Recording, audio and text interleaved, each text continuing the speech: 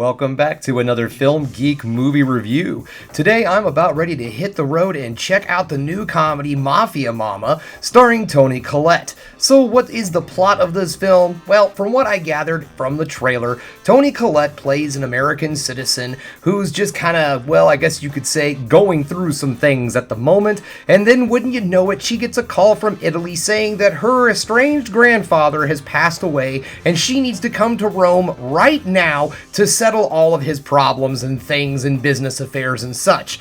Well, like I said, she's got a lot going on, so she's kind of hesitant to do it, but her friend talks her into it, and bada bing, bada boom, she's off to Italy. And wouldn't you know it, that grandfather of hers was the head of a mafia house, or mafia family, and she is now going to be appointed the head of that mafia family.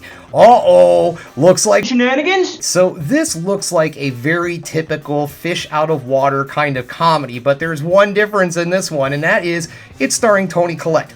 Toni Collette, in my opinion, is an extremely underrated actor in Hollywood and deserves praise all over the board. So if she's in this film, it's got me curious. So anyways, guys, it is time for me to get out of here and, hey, forget about it. Go check out this movie. That was really bad.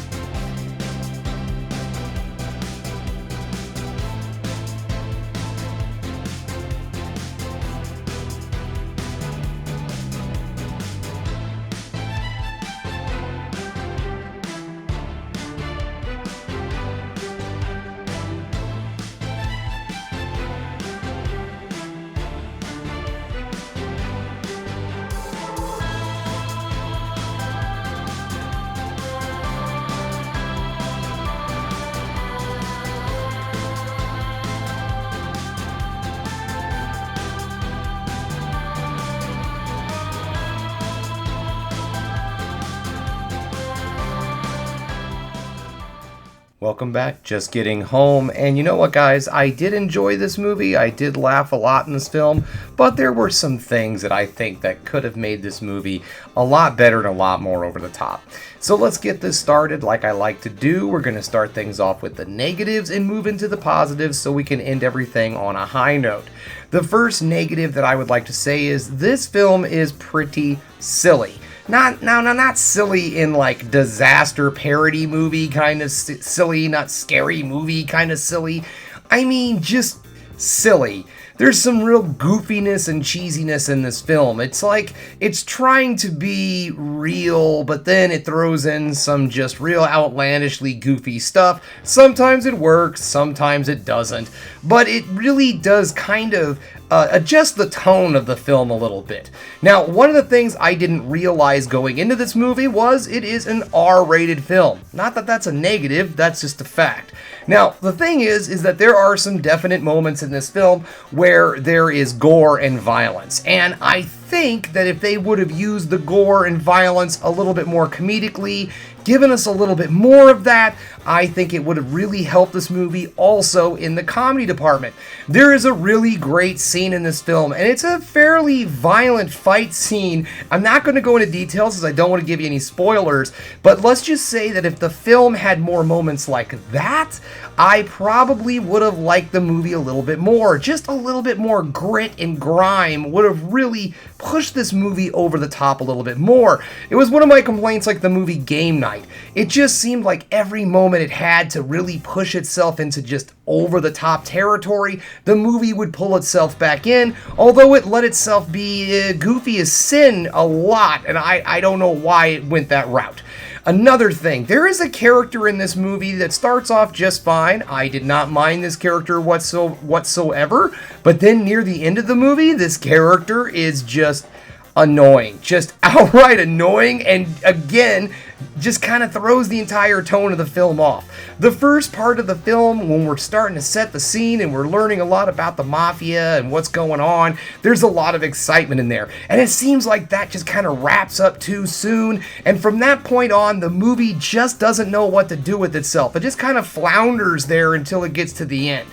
But that's really the worst things about this movie. Like I said, the story is very simple. It is your typical just fish out of water. But the thing that really helps this film is Toni Collette. So that brings us to the positives.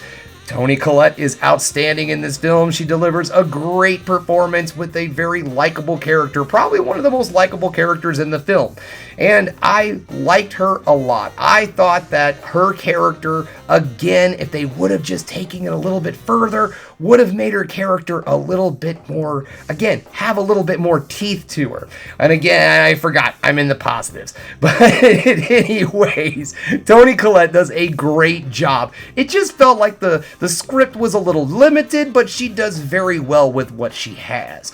Also, too, she has these two other gentlemen that are with her. They play her, well, bodyguards or drivers or cousins or whatever she tries to make these guys throughout the film, and they're great. They don't say a whole lot, but what they do say does make you laugh, and again, they are part of some of the funniest parts in this movie. There's one scene, and again, I wish I could give you guys spoilers because it was really good, and it goes back on the whole idea that just putting a little bit more gore and violence in this movie probably would have helped the comedy a little bit more. So the acting was solid. Yes, there were jokes, and yes, the jokes landed. They did great. When there was one thing that I really wish they would have done, and that was just kind of giving up on a lot of the stuff in the United States when she got there. Almost like I didn't really care.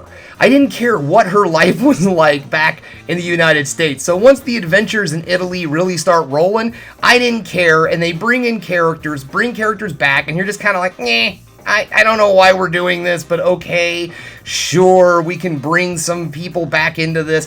But like I said, that goes into the part of the film where things start to flounder a little bit. But all in all, this movie was solid. I did enjoy it. I did laugh. I was entertained. There was a reasonable amount of people in this with us, and they were all laughing at the jokes too, so they landed. And I think that all in all, people who see this film are going to like it. I don't think it's going to resonate with the critics too awful much, because I think in all, the movie itself is a little too simple. But I think the audiences are really going to be entertained by this movie, and they're going to enjoy it. So, you know what? My verdict on this film is, if this is something you would like, if you like kind of a silly goofball comedy and you don't really mind it not having a very deep kind of story attached to it, just a very kind of normal run-of-the-mill story with some decent jokes, basically all I'm saying is, if you want to go to the film, if you want to go to the movies for about an hour and a half-ish, stuff some popcorn in your face, get a few laughs, this is definitely your film. If you need something with a little more depth and a little bit more, a little bit more, let's just put it that way, then you might just want to wait till this one comes out on streaming.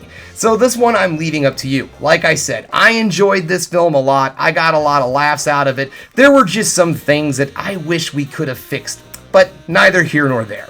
Alright guys, well that's all I have for you today. Thanks again for watching the Film Geek. If you liked what you saw here today, go ahead and subscribe to the channel, ring that bell for notifications, and give me the old thumbs up so I know you like what you're seeing. And if there's one more thing you can do, folks, that is keep watching movies. You know I'm gonna.